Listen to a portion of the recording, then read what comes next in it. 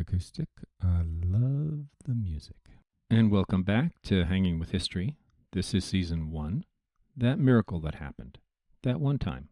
And this is Episode 37. This is really a continuation of Episode 36, so go back and listen to that first if you haven't already. And we are continuing Early Modern Economic Fallacies. We're going to cover number 5 and 6 on this episode and then do a summary of all 6 at the end. And Attila The Bun, who was our guest in episode 36, is still the guest in this episode. In 1605, the Duke of Lennox, a Scottish nobleman, bought the right to license the new draperies in England. New types of cheaper woolen cloths, very popular domestically and as exports. You said, or was it Leisure Larry, that the new draperies experienced explosive growth, free of regulation. They were innovative and led the world. I also said regulation would catch up, as inevitably as mold will grow on cheese. And one of the first things Lennox did was send agents to the centers of production and demand payment. They mostly reacted with, "Mister, I don't know who you are. That piece of paper can't make me pay you anything." Or, "Whoa, fuck off you," at first. But wherever that happened, he would have agents inspecting carts leaving town and get those who didn't pay arrested. Well, people began to pay. And then they would show up in other towns and claim they were owed money from all those years where people didn't pay. If you were a producer, you might randomly, suddenly, have to cough up years of savings. And of course people were outraged. It destroyed the ability to plan and felt terribly unjust. Not everyone had to pay. Only the producers the agents could find. One person in the trade was Ursula Hicks of Richmond. I don't know why I have to tell you her first name was Ursula, but she was in the trade for 40 years and never had to pay. Actually, that was a tribute to David Crowther. People at the time emphasized the randomness, here today, gone tomorrow, of the monopolists' exactions. But random taxation is terribly destructive to planning and investment. It also drove behavior to avoid the monopolists' fees. You can call them taxes if you want. And this leads to a truth that drives the next fallacy, Fallacy 5. The truth is that when fundamental changes in the economy are occurring, you will only partially be able to understand them. It's like too many moving pieces. You might notice the dwellings of the poor are improving, and you like that. But then you ban woad growing because you fear grain shortages, and suddenly the villages stop improving their cottages, and you wonder sadly what went wrong. Fallacy 5 is your ideas about regulation are coherent and reasonable. I know this sounds close to politics, but I'm really hitting one of my main themes, that your grasp on reality is more feeble than you think. This is a major lesson of history. And also of the history of science. Cecil and many others were concerned with grain production and keeping grain production high.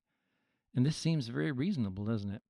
Famine happened in living memory, and there were poor people who struggled to afford food all around. I mean, they could have tried Roman-level stupidity and legislated low grain prices instead of trying to let prices find their own level. Oh, actually, they did that a couple of times too. A lot of backward countries today, like Iran, Egypt, and Venezuela, do some of this kind of thing. Name a commodity important to the poor and fix a low price. Somehow they fail to advance out of poverty, even though they are so compassionate. Feeble grasp of reality. Well, in the early 1580s, they had more excuse. They were growing plenty of grain, more than the domestic consumption could absorb, and it was illegal to export, so prices plunged wherever they were free to change prices. And we don't really have free markets yet, remember. Of course, some farmers stopped growing grain and started growing other crops, like woad. Woad is a plant that, in the absence of indigo, you make blue dye from, mentioned a few episodes ago. Woad was great because it required a lot of employment. A lot of desperate families were no longer desperate. But rather than let the balance between woad and grain work itself out, fear led the government to trying to ban woad growing for a while. I mean, if you forget how easily grain can be imported and you think you might be put under siege again, this might make sense. But it doesn't. The Dutch proved that trade could provide grain. Anyway, without meaning to, these regulations resulted in poverty. It pretty much does work like that. It's just more visible in countries and times already on the edge of poverty than in rich countries where nothing terrible immediately happens. Fallacy 6. You can tax things without causing changes. Fallacies 1 to 3 are more elegantly stated than fallacies 4 to 6. A sign you are straining at the fallacy metaphor. Yeah, anyway, the stocking knitters, which were suddenly being taxed by the stewards, or their monopolists rather, were driven out of towns where they could be found and taxed, and were mainly producing in villages and hamlets in the countryside, served by chapmen who also started selling door to door in an entire tax-free chain that eventually started to feed into unlicensed merchants that began to export without taxes. Import and export taxes were a key source of royal revenue. So their efforts to tax stockings ended up, paradoxically, causing them to lose revenue. And the licensed tax-paying merchants complained bitterly. In fact, Fallacy 2, the mercantilist fallacy, often worked against crown revenue by encouraging import substitution that resulted in a reduction of customs revenue. Oh dear, so we license domestic production to somebody already wealthy to get revenue for the crown, enrich the monopolists, create unemployment for the poor. What a great idea. Starch making would run afoul of fallacies 4 through 6, and 3, and 1. Starch, yes, I'm talking about the product used in the ironing of men's dress shirts. Do you want light or heavy starch? The dry cleaner asks. Heavy starch if you want to look good in a suit. Nowadays, no one wears suits. Well, I exaggerate, but not much. But in the 16th century, those frilly ruffs that everybody wore required a lot of starch, and so did collars. And some of those wilder skirts and pillowcases and napkins and tablecloths and probably almost everything. Households would buy starch in 12-pound bags several times a year. That's surprising if true. Now that's the great thing about the 17th century. We actually have people's household accounts for information like this. I don't even know all the uses for starch. I mean, half the products they use starch for are no longer commonplace. And certainly nobody wears those ruffs anymore. But suddenly there is this great demand for starch, and it needs diligence to make, so it's not just anyone can do it. It starts with grain. You would at times need to bake, boil, grind, and wash, drain, and dry in a series of tubs in a process taking like 3 to 5 weeks. So you need a shed or a workshop because it took up a lot of space and needed protection from the elements.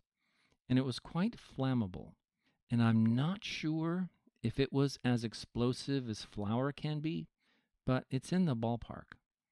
And it was generally town or city-based. And there were some big producers, but then monopolists, taxation, and regulation drove them pretty much out of business, and backyard producers picked up the slack because there was still huge demand. That's so predictable. Well, I mean, there were times when the brown bread makers, the brewers, and the dairy feeders complained that Pollard wheat and bran were unavailable because of the starch makers. Heavens, they had to use oats or barley, and prices rose in consequence. Also, people were offended by the very idea that food was being used for things of vanity, to look good and fashionable. Fallacy number 1 from Caernarvon. So, of course, they banned starch making.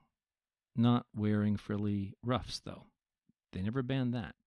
But that didn't stop people from wanting starch. So starch making just went underground, much like the illicit drug business today. There were raids on meth labs. Starch sheds. That got a lot of local notoriety. Even Cecil would attack starch, and this is an actual head of government, mind you.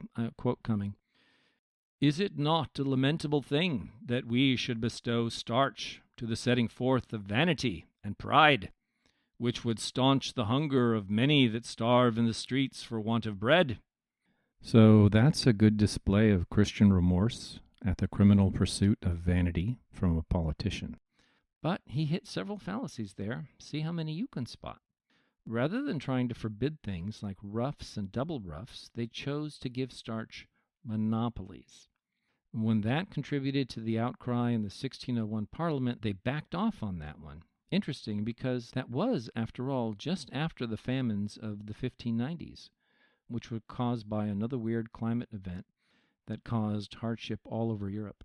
For 3 years, there was very limited summer sunshine. It was too cold.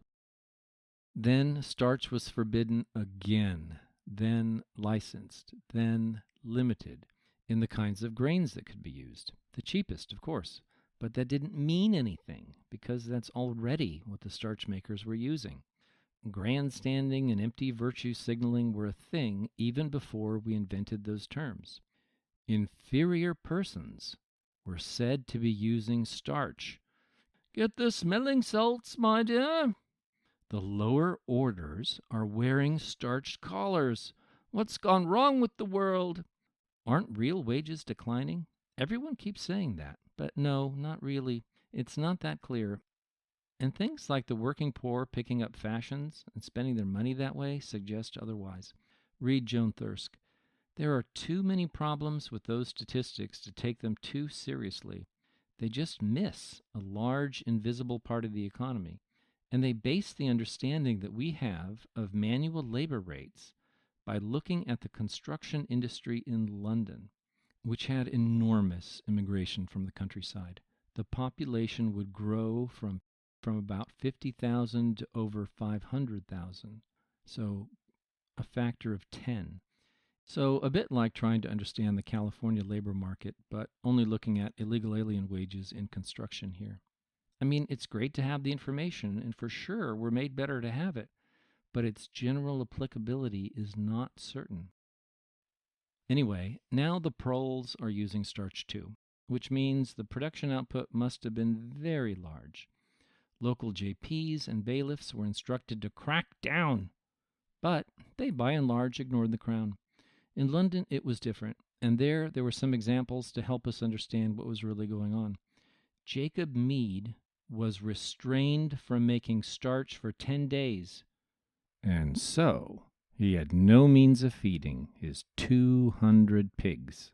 Michael Francis was restrained from making starch for 23 weeks, and his pigs starved as a consequence. What is all this about pigs? Well, it turned out that the raids on the meth labs, starch sheds, had unexpected consequences. Starch making requires a lot of grain as an input, but it leaves a lot of processed grain as a byproduct, a waste product, which turns out is perfect for pigs. So they were not really wasting all that grain after all. A lot of people everyone thought was a pig fattener were actually secretly making meth. So I think you get the idea. There is a very similar story to be told about vinegar. Malt vinegar has a similar story arc. Scary back alley production of malt vinegar, and of course often made with poor ingredients that make people sick. Legalization, which really just meant reducing the tax, allowed production out in the open, and quality and safety improved. So I told you Elizabeth got rid of many monopolies after prompting by the 1601 Parliament.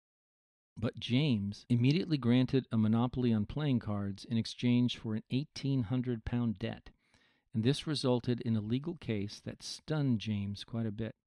As a Scots king, he was just learning what being King of England meant. Oh, by the way, my favorite story in that regard was that as he was just a day or two over the border into England, during his journey from Edinburgh to London to be crowned, they caught a pickpocket. And James said, "Hang him up right there. That's a strong tree. Make an example of him." And everyone just sort of stood there, looking awkward, exchanging glances, waiting for someone else to tell the new king that we don't do stuff like that here. We need a trial. Kings can't order people to be hanged. What's this? Kings can't order people to be hanged. What the hell kind of country is this? And that, dear listeners, what the hell kind of country is this, is exactly our issue, is it not? Anyway, James I, an intelligent man for sure, who I'll introduce properly in episode 40 probably, withdrew all monopolies until reviewed by a special commission, which was very handy because that helped every potential monopolist know who exactly to bribe. Except, and this is key, for monopolies granted to corporations and companies. So all the trading companies were good. And now, to keep a monopoly or start a new one, you would just have to form a company. And another round of deep injustices began. Let's find some empathy. Let's say you are an apprentice, a glassmaker, finishing up your 7 years at bare subsistence wages and wanting to start your trade. And there would now be a company that had exclusive rights to make glass, and you would have to buy into the company to do it. Well, no way could you afford that when you're just starting out. So instead of being your own master, which was your dream all along, you had to become someone's employee. And if you were already in the trade, you still had to buy in. But maybe cash was tight, and many had to close their doors. So fresh outcries went up. There were few monopolies left after 1601, but James I needed money, lots of money. That's just a thing about kings and governments, and monopolies were one of the few ways people understood, even though they hated. The third Stuart king of England, the Restoration king, Charles II, was told that monopolies cost his father his head, so he was more cautious at first. But James and Charles I gave monopolies for practically everything. Hopefully you remember the lesson from episode 29 that natural monopolies are pretty rare, but when given government support, other monopolies can exist, and the usual result is reduced production and lower employment and higher prices. So economics argues against them, but so did the arguments in favor of constitutional freedoms and natural rights. So I find it really interesting that political freedom and economics both tended to work in the same direction of better policy and benefiting the poor, which is funny because sometimes you hear the opposite, but it is very clearly the case in the early 17th century. You're just restating the obvious now. Free markets reduce poverty better than anything else known to man. Like that Churchill quote about democracy being the worst form of government, except for all the rest. Free markets are like that. And I suppose some of you are scratching your heads over why the government of the time were so stretched for money when we saw that the old Anglo-Saxon kingdoms were so flush with cash from the basic land tax of 2 shillings per hide. William the Conqueror, also known as William the Beautiful on the podcast, claimed all the land and gave it out to his henchmen, so a lot of continuity was lost. Now, there were feudal taxes originally, but these had basically all been gotten round by something called enfeoffment, which is spelled as something impossible, which I forced myself to learn for the podcast, learned all about it, and have already forgotten almost everything. Basically, it put most useful land into a type of trust, which, on a legal technicality, put most land outside the scope of traditional feudal taxes. So why didn't the crown just change this? Well, everyone on royal councils and in both houses of parliament benefited from this arrangement, as did the lawyers and the judiciary, so apparently that created an interest, a special interest, if you forgive the term, that the crown could never successfully challenge. The crown started trying to nibble around the edges with numerous unjust solutions that we'll be talking about in future episodes. Another Fallacy 6 item that feeds back into our Dutch revolt history was Alva raising export duties on Dutch hops and pins. Everything, really. Remember, he was busy running the court of blood and maintaining a large mercenary army, and that does get expensive. He failed at the 10th penny tax and tried using international trade to finance himself. And that raised prices to the English of Dutch hops and pins to a level where it made sense to produce them domestically. Eventually, the English pin industry would outcompete the Dutch and everyone else in the world, too. And hops. Well, hops. We have the Germans to thank for hopped beer. Danke. Before that, there was only ale without hops. And ale without hops does not keep very long, but ale with hops and beer keeps much longer.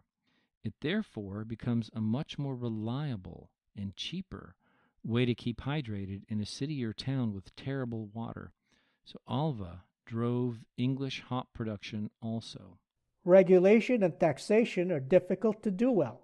They have within them a great deal of inherent destructive power.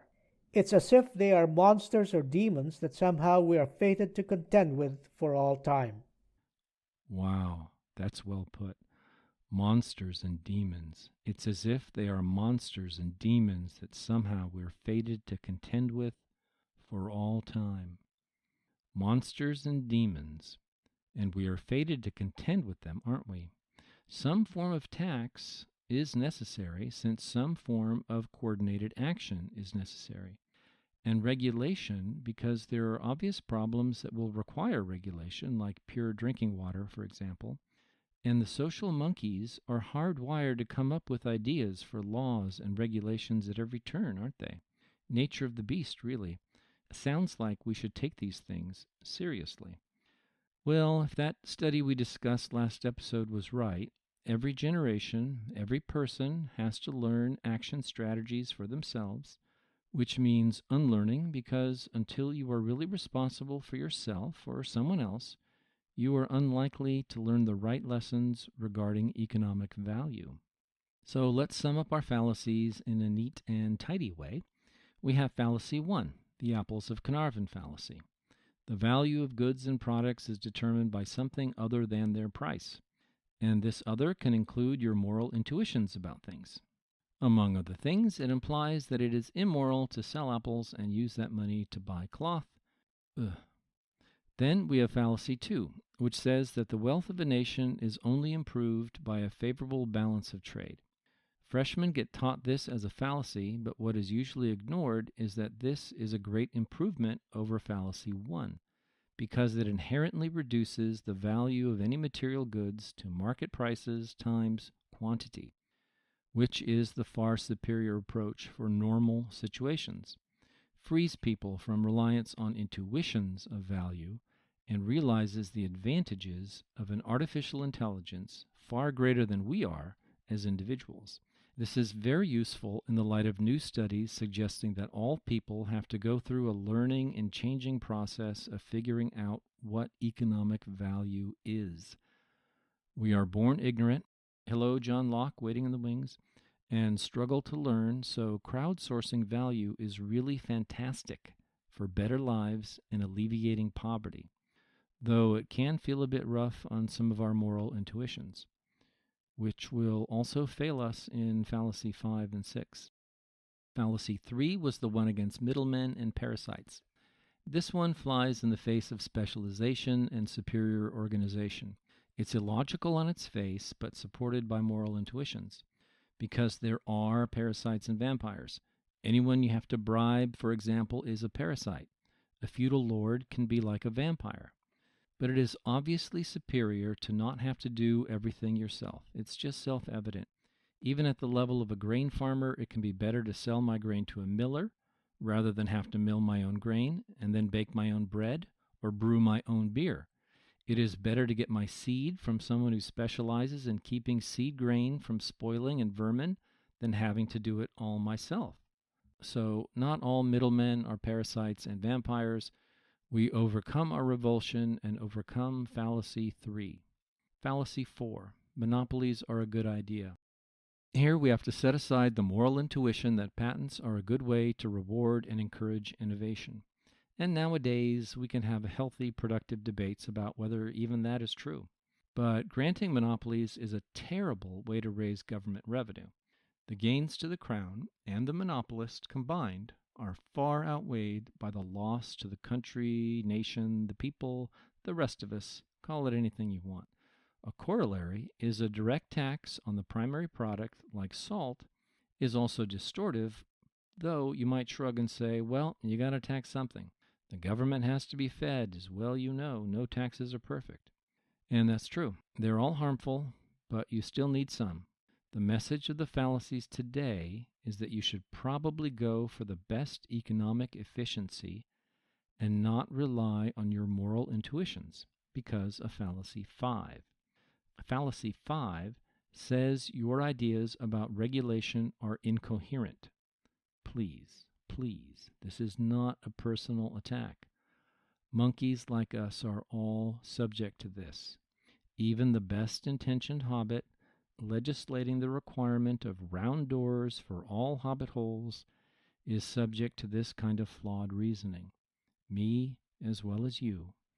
And I see Pascal hiding over there, you too. It is a logical corollary of the fact that when economic conditions are changing, you can only partially grasp the underlying reality. Epistemic humility. Good enough for Isaac Newton should be good enough for you. Even a genius like William Cecil could be misled. Someone who carefully sussed out facts can get it wrong.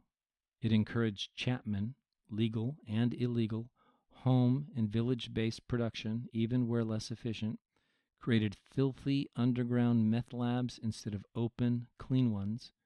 I mean underground starch making with pig fattening going on, where you might not want pig fattening, like near your drinking water, and black markets generally, including for malt vinegar.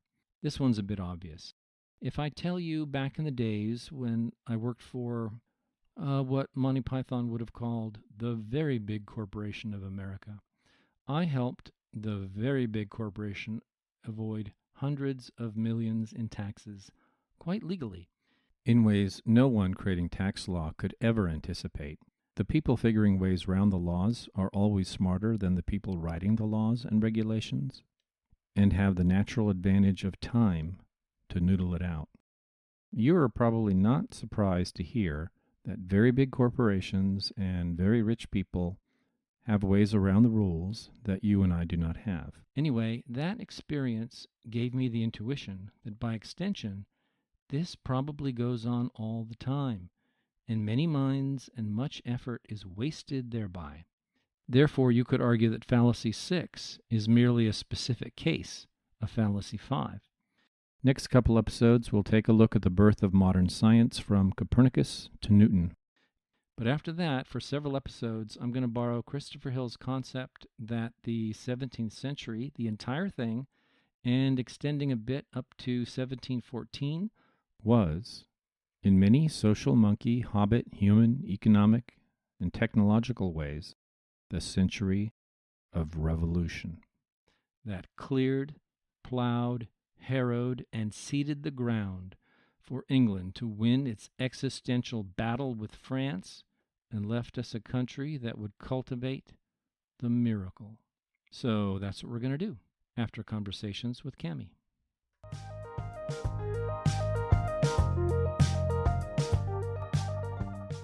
Okay, we'll figure it out. Well, we're sitting outside, and those funny sounds that you can hear that maybe sound like a fire, they really are a fire. We're having conversations with Cami, starring Cami. And you just heard episode 37. Any reactions? And you've got me more curious about starch making. I mean, you're talking about it, and I'm picturing, the Breaking Bad with Heisenberg and his lab and all of that. Absolutely. It's a lot like that. It's apparently a lot like that. And as somebody who likes fabric, I realized I don't even know what goes into starch. It's a grain product. So is it distilled down? What? First, they bake it. There's grinding and boiling involved, and a lot of water. It's got to be clean water. And they soak it and dry it. It goes through several processes. And in the end, they end up with these hard white cakes. And once they have those hard white cakes, there are still more washing phases to go through and drying. And then, finally they can chop it up and put it in bags for sale. And now we get it in a little spray can that we can spray on as we're using our iron. Right. I mean, I know that's not very different. It wasn't the case then. It was probably more of a liquid that they could soak, or something they diluted to be able to soak items in. Yeah, if you think about those Elizabethan ruffs and double ruffs, those huge frilly cotton things that stand out, the way they got them to stand out straight was by using lots and lots of starch. Same as the flare-out skirts in the 50s. But, yeah, I was trying to picture a almost illegal, or basically an illegal meth lab with starch, and it was kind of a funny picture to paint in my head. Yeah, you just hide it with the pigs. Hide it with yes, and the pigs starving. What a waste. I know. I feel bad for the pigs. Well, I'm thinking of all the bacon you love and the pork belly that you love, and how awful you would be heartbroken to see a pig starve instead of get well fed. And then malt vinegar went the same way as starch? Yeah, they put rules and taxes on it that were basically unmeetable by most of the producers, so they started doing a lot of back alley production. Again, sounding a lot like some of our illegal drug manufacturers here and now, and why so many. Yeah, had the experience of Prohibition in a time when there was a lot of literacy and a lot of people writing and thinking and coherent economic theories about it, but they just didn't have them back then. Everything, functioned on intuition, and it was really more of an exception for someone to be able to think coherently in economic terms than the rule. So I appreciate the recap on your fallacies of economics. It was good to go back and review that. I have been listening, even though I haven't been on the last couple weeks. That's right. We've had Charlie's Angel has been doing the conversations with Cammie, but Cammie was in the room the entire time. We just don't have more than 2 mics to use at one time.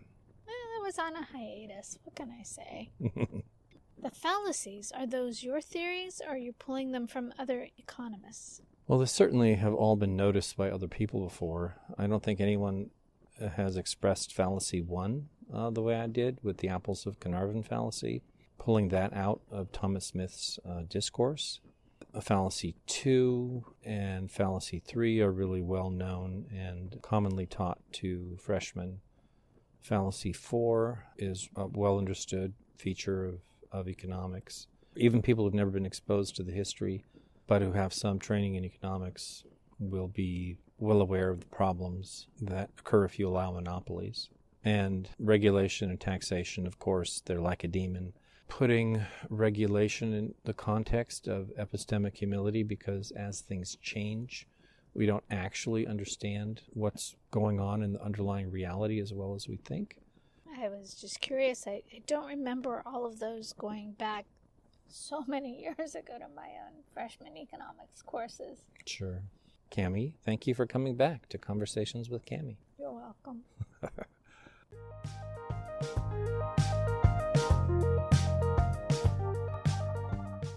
Please click subscribe or follow on your podcast app. If you like the podcast, please tell a friend about it.